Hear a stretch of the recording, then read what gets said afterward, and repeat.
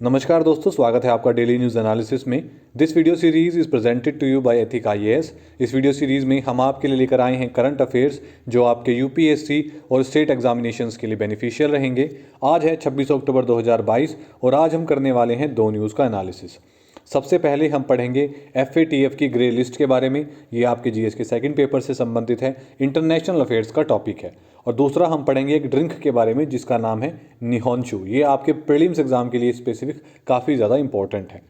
Video में आगे बढ़ने से पहले मैं आपसे रिक्वेस्ट करूंगा कि आप इस वीडियो को लाइक कीजिए, शेयर कीजिए, चैनल को सब्सक्राइब कीजिए और बेल आइकन जरूर दबाइए ताकि आपको नोटिफिकेशन मिल सके। अब बात करते हैं अपनी पहली न्यूज़ के बारे में। तो देखिए, पाकिस्तान को एफएटीएफ की ग्रे लिस्ट है उससे हटा दिया गया है। तो आज इस वीडियो में हम पढ़ेंगे एफएटीएफ के बारे में, एफएटीएफ की इस ग्रे लिस्ट के बारे में और क्या इम्पैक्ट पाकिस्तान पर होने वाला है इस लिस्ट से बाहर निकलने के बाद। अब देखिए, पाकिस्तान को ग्रे लिस्ट से बाहर निकाल दिया गया है और ये निकाला गया है, एफएटीएफ का मतलब है फाइनेंशियल एक्शन टास्क फोर्स से। 4 साल पाकिस्तान इस ग्रे लिस्ट के अंदर रहा है, जिसके अंदर पाकिस्तान के अंदर काफ़ी खुशी का माहौल है कि उन्हें इस लिस्ट से बाहर निकाल दिया गया है, क्योंकि ये काफ़ी ज़्यादा इंपॉर्टेंट एक लिस्ट है। काफ़ी ज़्यादा जो इन्वेस्टर्स हैं या इंटरनेशनल कम्युनिटी के लिए एक रिप्रेजेंटेशन में काफ़ी ज़्यादा मदद करती है उस कंट्री की जो इस लिस्ट से बाहर है।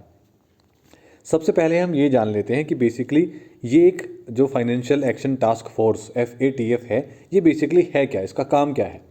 देखिए, अगर हम बात करें सरल शब्दों में तो इसे दुनिया की टेररिज्म फाइनेंसिंग वॉचडॉग कहा जाता है। मतलब ये एफएटीएफ जो है एक इंटरनेशनल रिजाइम है जो बेसिकली ऑथर है, खुद ही ये कानून बनाते हैं और ये कस्टर्डन है पूरे इंटरनेशनल कम्युनिटी के लिए। ये ध्यान रखते हैं कि जो ग्लोबल फाइनेंशियल सिस्टम है उसके अंदर जो मनी का फ्लो हो रहा है वो किस तरीके से हो रहा है और उसका कोई मिसयूज़ तो नहीं हो रहा है, पर्टिकुलरली किसी भी टेररिस्ट एक्टिविटी को फंड करने के लिए। अब एफएटीएफ जो है वो अपने आप को डिस्क्राइब करता है, तब वो कहता है कि वो एक इंटर गवर्नमेंटल बॉडी है जो कि ऐसे स्टैंडर्ड्स सेट करता है जिनके अंदर जो लीगल जो इफ़ेक्टिव इम्प्लीमेंटेशन है ऑफ लीगल जो लीगैलिटीज़ हैं उसको, एक तो ये उसके इफ़ेक्टिव इम्प्लीमेंटेशन को प्रमोट कर सके, ऐसे स्टैंडर्ड्स को सेट कर सके जिससे ये प्रमोशन और बेहतर हो सके। दूसरा, जो मनी लॉन्ड्रिंग है उसको कॉम्बैट करने के लिए ये ऐसे रेगुलेटरी ऑपरेशंस बनाते हैं ताकि मनी लॉन्ड्रिंग को कम से कम रोका जा सके, बेहद हद तक कॉम्बैट किया जा सके मनी लॉन्ड्रिंग के साथ। उसी के साथ साथ जो टेररिस्ट फाइनेंसिंग होती है और इससे अलग संबंधित कोई भी ऐसी समस्या या थ्रेट जो कि इंटरनेशनल फाइनेंशियल सिस्टम की जो इंटेग्रिटी है उसके लिए ख़तरा है, उन सभी चीज़ों पर काम करते हैं, उनके लिए स्टैंडर्ड्स इम्प्लीमेंट करते हैं, उन चीज़ों से लड़ते हैं और कॉम्बैट बेसिकली ऐसे डेवलपमेंट्स ये करते हैं ताकि इस तरीके की मनी लॉन्ड्रिंग से टेररिस्ट ऑर्गेनाइजेशंस को जो पैसा पहुंचता है उसको रोका जा सके। इसके लिए तैयार करते हैं ये एक एफएटीएफ की ग्रे लिस्ट। अब देखिए, ये जो ग्रे लिस्ट है, इस ग्रे लिस्ट के अंदर उन कंट्रीज़ को रखा जाता है एक असेसमेंट के बाद जो कंट्रीज़ मनी अपने कंट्री के पर्टिकुलर अपने देश के अंदर, अपने देश की सीमा में इंटरनेशनल मनी लॉन्ड्रिंग को नहीं रोक पाती, वो मतलब फेल हो जाती हैं कोई किसी भी प्रकार की मनी लॉन्ड्रिंग एक्टिविटीज़ को रोकने में। और वहाँ पर जो टेररिस्ट फाइनेंसिंग है, उस मनी लॉन्ड्रिंग के थ्रू अगर टेररिस्ट फाइनेंसिंग हो रही है तो पर्टिकुलर उन कंट्रीज़ को एफएटीएफ की ग्रे लिस्ट में रखा जाता है। इसी के साथ साथ ये पर्टिकुलरली जो एफएटीएफ की ये लिस्ट है, ये एक ग्लोबल वॉच लिस्ट है बैड बिहेवियर के लिए।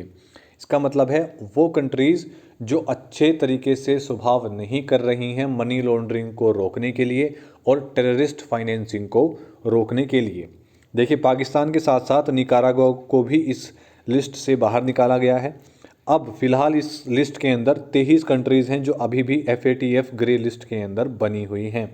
उन कंट्रीज़ में जो मुख्य कंट्रीज़ हैं वो है Philippines, Syria, Yemen, UAE United Arab Emirates, Uganda, Morocco, Jamaica, Cambodia, Burkina Faso, South Sudan, the tax haven of Barbados, Cayman Islands और आपका पनामा। अब देखिए, ये जो ग्रे लिस्ट की कंट्रीज़ हैं या जो भी देश ग्रे लिस्ट कैटेगरी के अंदर आता है उन्हें बेसिकली क्या करना होता है ताकि वो उस ग्रे लिस्ट से बाहर निकल जाएं, या उनसे क्या एक्सपेक्टेड रहता है। तो देखिए, जितनी भी कंट्रीज़ FATF की लिस्ट के अंदर आती हैं, इन कंट्रीज़ के अंदर जो मॉनिटरिंग है, जो ध्यान दिया जाता है पैसे से संबंधित चीज़ों पर, वो काफ़ी ज़्यादा बढ़ा दिया जाता है। जुरिस्डिक्शंस बढ़ा दी जाती है कि जितना भी पैसा इनकी कंट्रीज़ के अंदर इंटरनेशनली भी जा रहा है या इनकी इकोनॉमी भी जनरेट कर रही है, वो पैसा कहाँ इस्तेमाल हो रहा है, और उस पर्टिकुलर उस कंट्री के लिए स्पेसिफिक ज़्यादा ध्यान दिया जाता है FATF के द्वारा। अब अगर आप सरल शब्दों में इस चीज़ को समझें तो देखिए, उन कंट्रीज़ के ऊपर कुछ कंडीशंस अप्लाई की जाती हैं जिनके अंदर उन्हें काम करना रहता है, ताकि और उन कंडीशंस को उन्हें फुलफ़िल करना जितनी भी कंट्रीज़ FATF लिस्ट के अंदर आई हैं उनकी मजबूरी है। अगर वो ऐसा नहीं करती हैं तो उन्हें ब्लैक लिस्ट कर दिया जाएगा।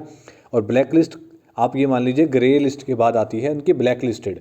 ब्लैक लिस्ट के अंदर उन कंट्रीज़ को बिल्कुल ब्लॉक कर दिया जाता है, उनके पास कोई भी फॉरेन इन्वेस्टमेंट नहीं आती, किसी भी प्रकार के इंटरनेशनल कम्युनिटीज़ के अंदर वो पार्टिसिपेट नहीं कर सकती। जो भी ग्लोबली कोई ऐसा मूवमेंट चल रहा है या कोई भी ऑर्गेनाइजेशन, कोई भी ऐसी फाउंडेशन जो चैरिटी करना चाहती है या इन्वेस्ट करना चाहती है, वो किसी भी ब्लैकलिस्ट कंट्री के अंदर चैरिटी या इन्वेस्टमेंट नहीं कर सकती। तो FATF की बनाए गए इन कानूनों को इन ग्रे लिस्ट के अंदर मौजूद देशों को बेसिकली अप्लाई करना अपने देश के अंदर इनकी मजबूरी है, और इन्हें इनके साथ एक सहमति बनाकर चलनी पड़ती है। जितने भी ये कानून बनाए जाते हैं, रेगुलेशंस बनाए जाते हैं, एक समय सीमा के अंदर इन्हें वो टारगेट्स और वो कानून उस तरीके से लागू करने हैं ताकि ये FATF की ग्रे लिस्ट से बाहर आ सकें। अब देखिए, FATF के हिसाब से इनका कहना ये है कि जो जुरिस्डिक्शंस ये प्लेस करते हैं ज़्यादा ध्यान रखने के लिए इन अंडर इंक्रीज्ड मॉनिटरिंग, इसका मतलब ये है कि उस कंट्री को धीरे धीरे अपने जो स्ट्रेटजिक उनकी जो डिफाइंसेस हैं, मतलब जो कमियां हैं, वो धीरे धीरे उन्हें ख़त्म करनी होगी, ताकि एक समय सीमा के अंदर जितने भी टारगेट्स लिए गए हैं उनको कंप्लीट किया जा सके और एक्स्ट्रा चेक्स मिल सके, मतलब और भी ज़्यादा एफर्ट्स वो कंट्री कर सके ताकि उसे उस लिस्ट से बाहर निकाला जा सके। अगर हम बात करते हैं, ये जो जुरिस्डिक्शंस हैं ये पर्टिकुलरली ध्यान देती हैं कि किस तरीके से मनी लॉन्ड्रिंग को काउंटर किया जा सके, टेररिस्ट फाइनेंसिंग जो हो रही है उसको काउंटर किया जा सके, जो प्रोलिफरेशन हो रहा है फाइनेंसिंग का उसको बेसिकली रोका जा सके, पैसे का ये पता चल सके कि वो कहाँ से शुरू हुआ है, अगर इन्वेस्टमेंट हुआ है तो उसका इस्तेमाल कहाँ हो रहा है। देखिए, FATF बहुत ज़्यादा एक्टिवली काम करता है। अगर इन्हें किसी भी कंट्री को एक ग्रे लिस्ट के अंदर डाल दिया जाता है तो उसका काफ़ी ज़्यादा नेगेटिव इम्पैक्ट उस कंट्री के ऊपर होता है। अब देखिए, जैसे पाकिस्तान को इस लिस्ट से बाहर निकाल दिया गया है, तो क्या पाकिस्तान ने वो सभी शर्तें समय सीमा के अंदर पूरी की हैं जो कानून या जो टारगेट इनके सामने रखे गए थे। जून 2018 में जब इन्हें पहली बार ग्रे लिस्ट के अंदर डाला गया तो पाकिस्तान ने एक इंटरनेशनल कमिटमेंट की थी हाईएस्ट पॉलिटिकल लेवल पर। इन्होंने कहा था कि हम FATF के साथ मिलकर काम करेंगे ताकि हम जो एंटी मनी लॉन्ड्रिंग रिजाइम है उस पर काम कर सके, जो हमारी कमियां हैं टेररिस्ट फाइनेंसिंग रिलेटेड जितने भी एक्शंस हमें लेने हैं टेररिस्ट फाइनेंसिंग को काउंटर करने के लिए, हम वो सभी लेंगे, अपनी सभी कमियों को कंप्लीट करेंगे। अक्टूबर 21 2022 में FATF का ये कहना है कि पाकिस्तान ने जितनी भी इनको जो लिस्ट दी गई थी या इन्हें जो टारगेट्स दिए गए थे, इन्होंने बहुत इफ़ेक्टिवली उस पर काम किया है, और जितनी भी इनकी कमियां थी, टेक्निकल डेफिशिएंसीज थी, वो इन्होंने समय सीमा से पहले कंप्लीट कर ली हैं, जो कि जून 2018 में इन्हें आइडेंटिफाई की गई थी। जून 2021 तक इन्होंने ये कंप्लीट कर ली हैं, तो अब इन्हें इस ग्रे लिस्ट से बाहर निकाल दिया जाता है। और इसके अंदर जो इन्हें एक्शंस करने को कहा गया था वो थे टोटल 34 एक्शंस आइटम्स थे जो इन्हें कंप्लीट करने थे, जिन पर इन्हें काम करना था। अब क्योंकि पाकिस्तान को इस लिस्ट से बाहर निकाल दिया गया है, तो यहाँ पर कोई भी मॉनिटरिंग प्रोसेस जो है वो बहुत ज़्यादा नहीं बढ़ाया जाएगा, बल्कि और अब वो कम हो जाएगा।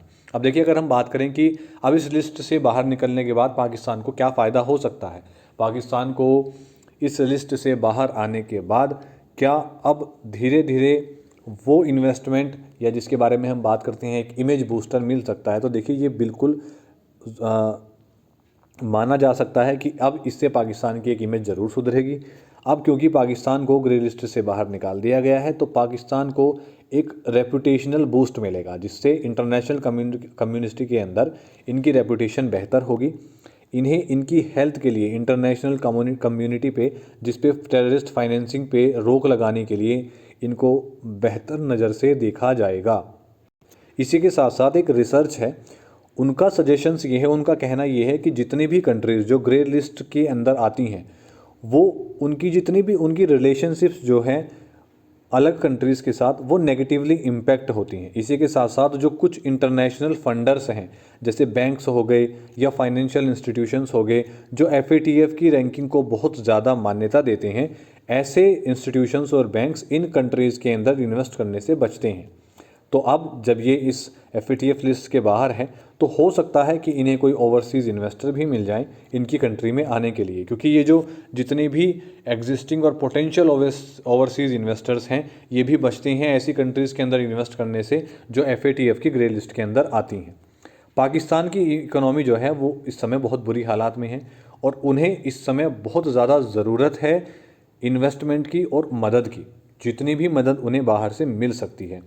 अगर हम बात करते हैं अक्टूबर 21, 2022 तक की, जब FATF ने अनाउंसमेंट की है कि अब इन्हें बाहर निकाल दिया गया है, तो जो ग्लोबल रेटिंग एजेंसी है फिच, इन्होंने फ़िलहाल अभी इनकी कंट्री की जो सोवेरेन रेटिंग है वो B- से घटाकर CCC+ कर दी है। इसी के साथ साथ मूडी जो है, मूडी ने भी इनकी जो रैंकिंग है वो रेटिंग पाकिस्तान की B3 से घटाकर CAA1 कर दी है। तो कहीं ना कहीं इन्हें ग्रे लिस्ट से बाहर ज़रूर निकाल दिया गया है, लेकिन इनके देश में होने वाले जो भी एक आप मान सकते हैं डेमोक्रेटिक वैल्यूज़ हैं या जितनी भी इनके देश के अंदर कोई भी काम अगर हो रहा है तो उसकी रेटिंग फाइनेंशियल क्लच को ध्यान में रखते हुए फिच ने और मूडी ने दोनों ने इनकी रेटिंग्स काफ़ी कम की है।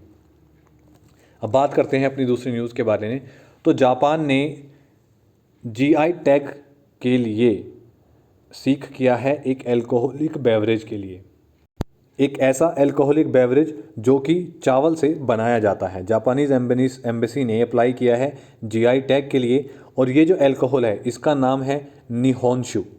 निहोंशु देखिए GI टैग बेसिकली WTO की ट्रिप्स और पेरिस कन्वेंशन ये मिलकर देते हैं।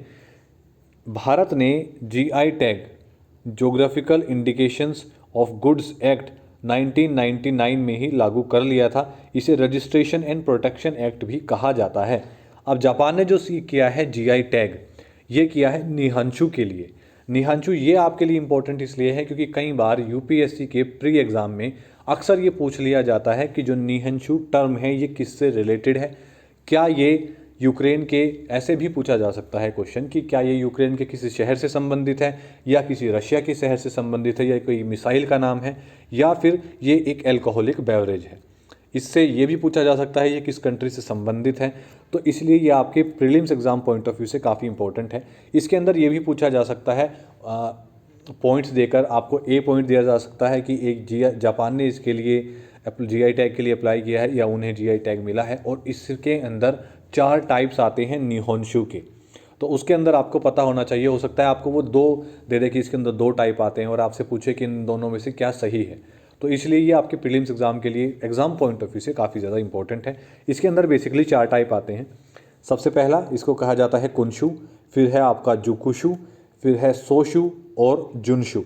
अब देखिए इसके अंदर इसकी कुछ क्वालिटीज़ बताई गई हैं। अगर हम सबसे पहले कुनशु की बात करें तो ये हाई है फ्रेगनेंस के अंदर, ये क्लियर है, फ्रूटी है, इसका एक एवरेज स्वीटनेस इम्पैक्ट है, मतलब स्वीटनेस और इम्पैक्ट जो है इसके अंदर वो एवरेज है। इसके अंदर फ्रेशनेस और एसिडिटी को वेल बैलेंस किया गया है। ये बेसिकली लाइट सीजन फूड से बनाई गई है। जो high in fragrance full body है जो है आपकी जुकुशु, ये स्ट्रॉन्ग और कॉम्प्लेक्स फ्रेगनेंस की है जिसके अंदर स्पाइस और ड्राइड फ्रूट से बनाई गई है। इसका परफेक्ट बैलेंस रखा गया है इसके अंदर रिच स्वीटनेस और एसिडिटी का। मीट, राइस फ्लोर और इसके अंदर हाई फैट भी आपको मिलता है। अगर आप बात करते हैं सोशु की, तो ये स्मूथ और लाइट है, इसके अंदर लो और मॉडेस्ट इसकी फ्रेगनेंस है। इसका जो टेस्ट है वो क्लियर और रिफ्रेशिंग है। अगर हम बात करते हैं ये किस तरीके से बनाई गई है, तो ये light season food ingredients with natural sweetness के साथ बनाई गई है, जिसके अंदर जो आप इसको जब कंज्यूम करेंगे तो आप महसूस कर सकते हैं। अगर बात करते हैं इसके फोर्थ टाइप की, तो ये है जुनशू, जो माइल्ड कॉम्प्लेक्स और फुल है। इसका फ्रेगनेंस थोड़ा फॉरेस्ट और डेयरी है।